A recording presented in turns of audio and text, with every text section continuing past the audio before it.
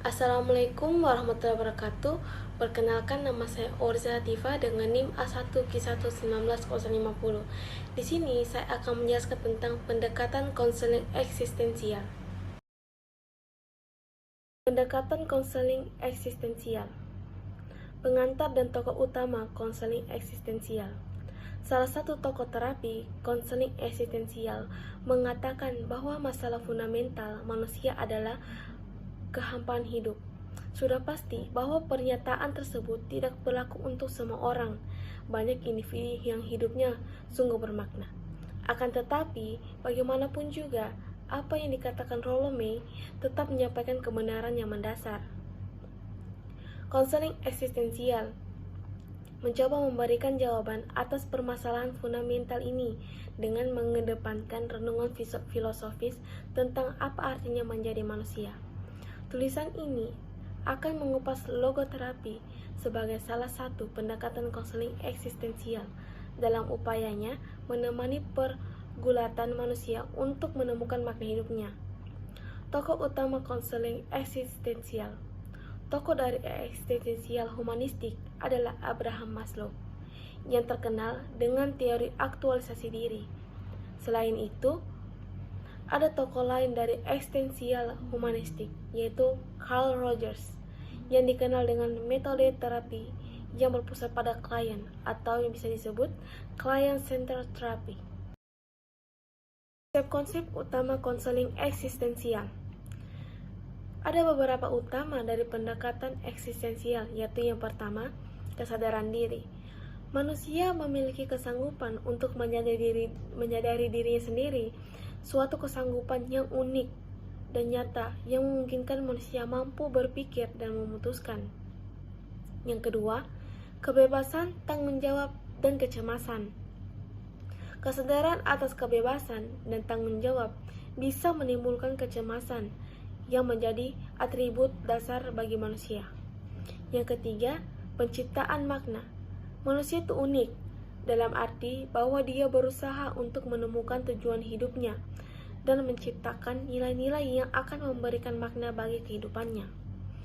Manusia memiliki kebutuhan untuk berhubungan dengan sesamanya dalam satu cara yang bermakna, sebab manusia adalah makhluk yang rasional. Asumsi perilaku bermasalah konseling eksistensial. Pribadi yang bermasalah menurut pandangan eksistensial humanistik yaitu tidak mampu memfungsikan dimensi dasar yang dimiliki manusia, sehingga kesadaran tidak berfungsi secara penuh.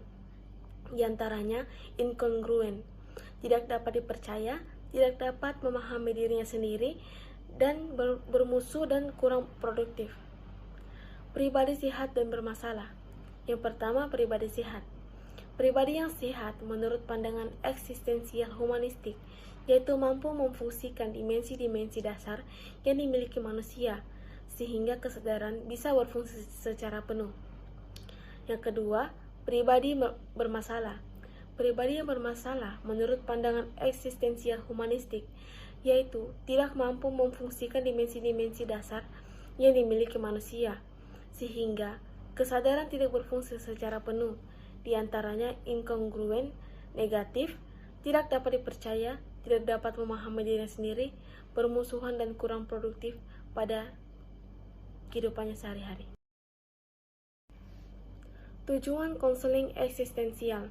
Yang pertama, agar klien mengalami keberadaannya secara otentik dengan menjadi sadar atas keberadaannya dan potensi-potensi serta sadar bahwa ia dapat membuka diri dan bertindak berdasarkan kemampuannya. Yang kedua, meluaskan kesadaran klien dengan karenanya meningkatkan kesanggupan pilihan yakni menjadi bebas dan bertanggung jawab atas arah hidupnya.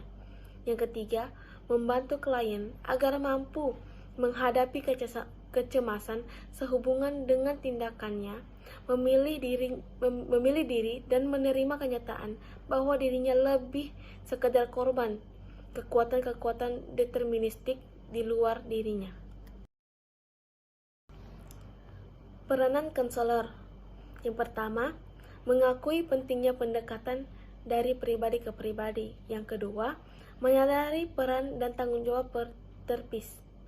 Yang ketiga, mengakui sifat timbal balik dari hubungan terapeutik. Yang keempat, berorientasi pada pertumbuhan.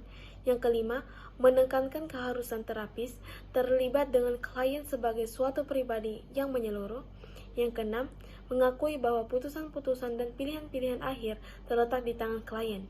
Yang ketujuh, memandang terapis sebagai model bisa secara implisit menunjukkan kepada klien potensi bagi tindakan kreatif dan positif. Kelebihan dan keterbatasan konseling eksistensial. Kelebihan. Pertama, teknik ini dapat digunakan klien mengalami kekurangan dalam perkembangan dari kepercayaan diri. Yang kedua, adanya kebebasan klien untuk mengambil keputusan sendiri. Yang ketiga, memanusiakan manusia. Yang keempat, bersifat pembentukan kepribadian, hati nurani, perubahan sikap, analisis terhadap fenomena sosial. Yang kelima, pendekatan terapi eksistensial lebih cocok digunakan pada perkembangan klien seperti masalah karir, kegagalan dalam perkawinan, pengucilan dalam pergaulan, atau transisi dalam perkembangan dari remaja menjadi dewasa. Kelemahan eksistensial. Yang pertama, dalam metodologi, bahasa, dan konsep yang mistikal. Yang kedua, dalam pelaksanaannya tidak memiliki teknik yang tegas. Yang ketiga, terlalu percaya pada kemampuan klien dalam mengatasi masalahnya, atau bisa disebut keputusan ditentukan oleh klien sendiri. Yang kelima, memakan waktu lama. Baik, itu saja yang dapat saya sampaikan. Billahi taufiq wal hidayah. Wassalamualaikum warahmatullahi wabarakatuh.